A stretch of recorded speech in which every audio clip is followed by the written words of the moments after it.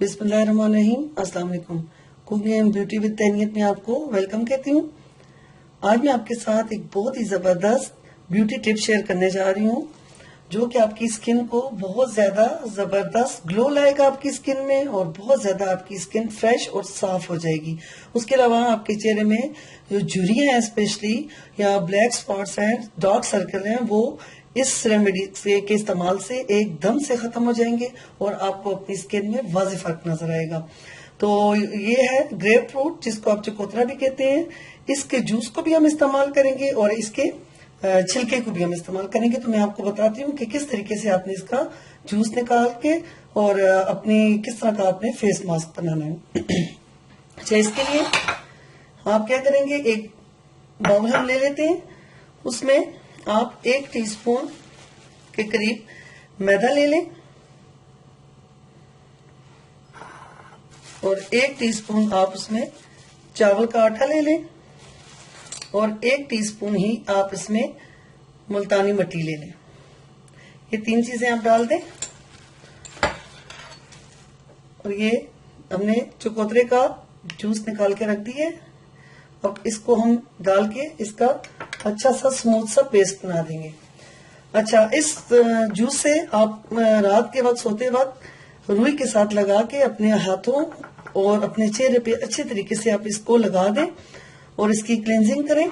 तो आप देखेंगे कि आपके चेहरे की जो धूप से या डस्ट से जो स्याही सी आ जाती है, तो आप देखेंगे कि बिल्कुल निकल के साफ सुथरा हो जाएगा आपका चेहरा, क्योंकि इसमें विटामिन ए और विटामिन सी पाया जाता है, जो कि हमारी स्किन के लिए बहुत ज्यादा फायदेमंद है।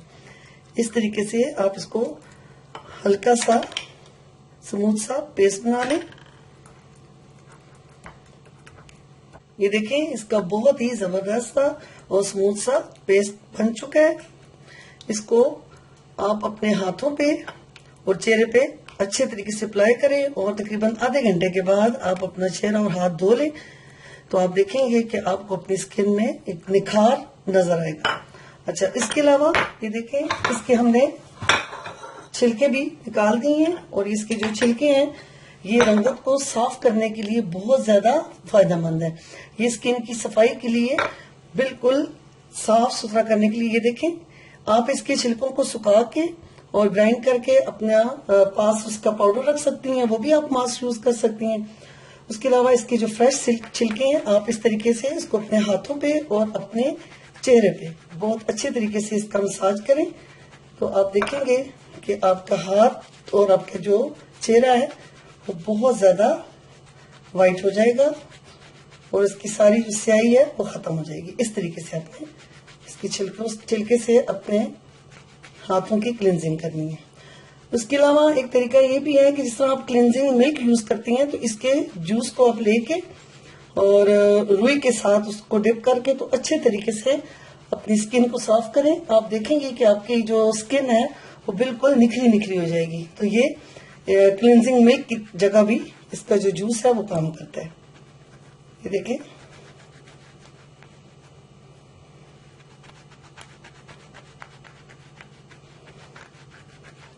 ये देखिए, इसका रंग चेंज हो गया। इसने हाथों की सारी जो स्याही है वो ले ली है। और आप इस तरह इसके मास्क को इस तरीके से अपने चेहरे पे और अपने हाथों पे अप्लाई करें और आधा घंटा जब ये सूख जाए तो फिर हल्का सा मसाज करके इसको धो लें। आप रोज 1 दफा इसका मास्क लाजमी बनाएं और अपनी स्किन को बिल्कुल फ्रेश और निखरा निखरा बना दें। उम्मीद है कि आपको मेरी ये ब्यूटी सीक्रेट बहुत ज्यादा पसंद आएगा।